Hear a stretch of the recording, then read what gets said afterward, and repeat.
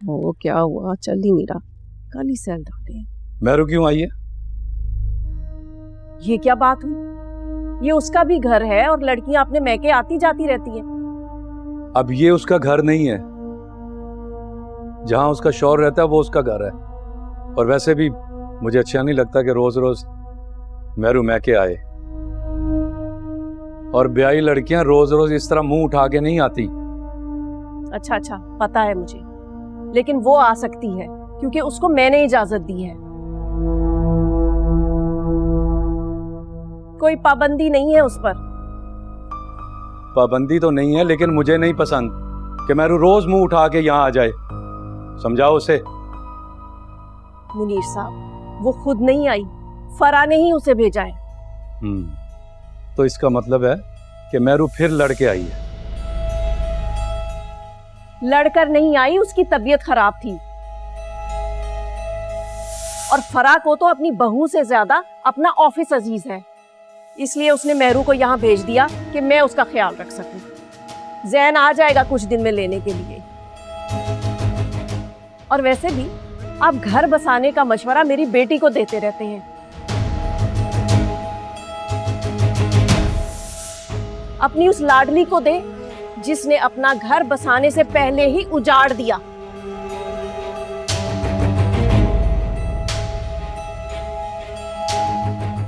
और बाद में ज़ारा को ले आती है, ऐसे हो क्या गया?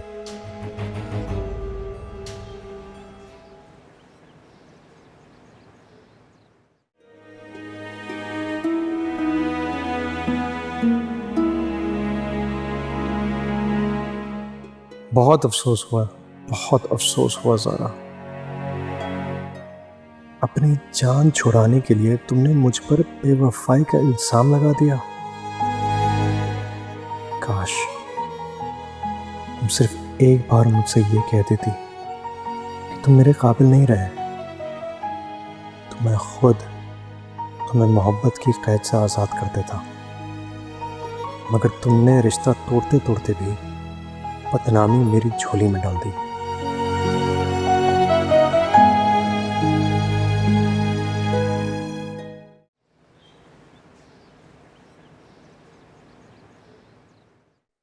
जी वकील साहब, लेकिन मैंने आपसे कहा था ना कि ये मामला मुझे जल्द अज जल्द ख़त्म करवाना है।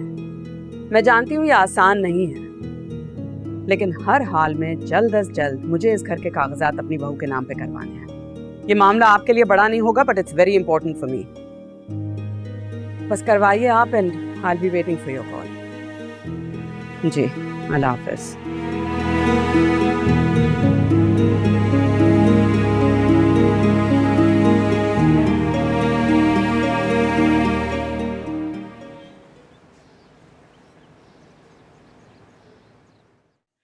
सलमा, हादी तो इस वक्त घर होता है, आज अभी तक आया क्यों नहीं? आजकल हादी बहुत देर से आता है भाई।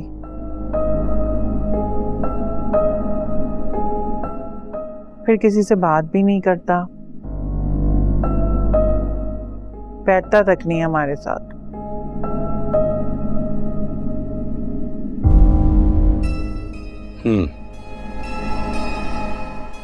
आपकी ज़ारा से बात हुई? नहीं, मेरी रेहान से फोन पे बात हुई थी।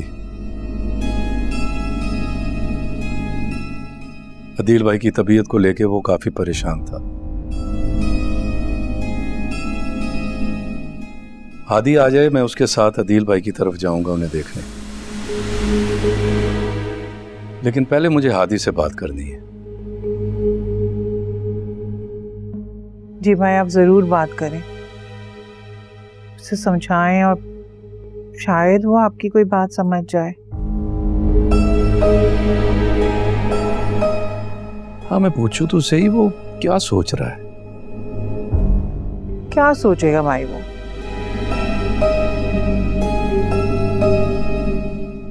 गुमसुम सा बैठा रहता है, किसी से बात तक तो करता नहीं है वो।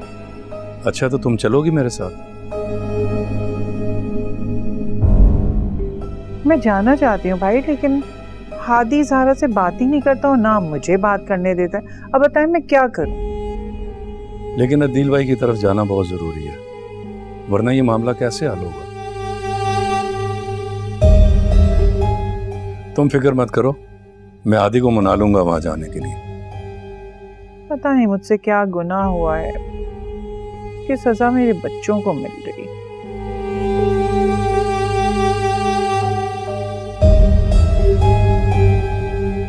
हादी आ गया है। उसे मेरा बताओ, मैं इंतजार कर रहा हूं।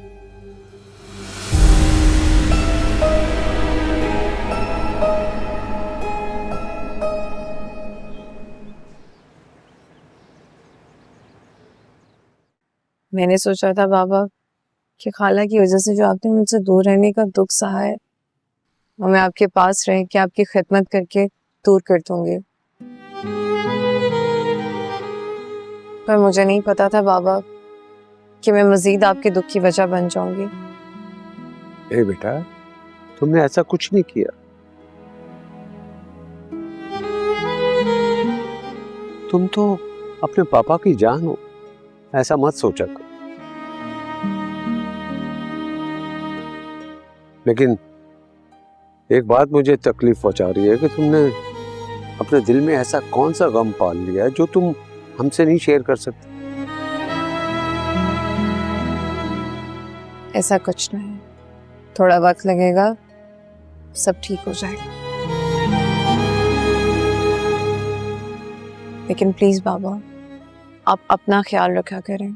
आप बीमार होते हैं, मुझे कसम से बहुत बुरा लगता है। बेटा मैं कोशिश करूंगा। देखो तुम खुश रहोगे ना तो मैं भी नॉर्मल हो जाऊं। लेकिन बच्चों की तकलीफ देखकर माँ बाप नॉर्मल कैसे रह सकते? अस्सलाम वालेकुम। वालेकुम सलाम। अस्सलाम वालेकुम खालू। वालेकुम अस्सलाम। कैसी हो बेटा? मैं ठीक हूँ, आप कैसे हैं?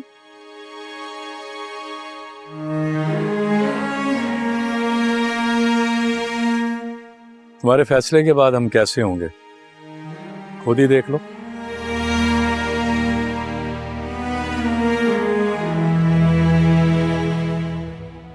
तुम्हारे सामने खड़े हैं।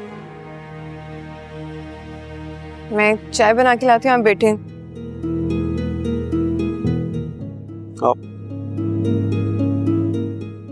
बट कैसे हैं आदिल भाई आप?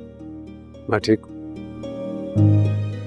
सुन के रहा नहीं गया, इसलिए आपको देखने चला है। अच्छा हो तुम आगे, मुलाकात हो गई। आदि बेटा तुम कैसे हो? मैं ठीक हूँ सर। आदिल भाई आपकी कोई बात हुई है ज़ारा से?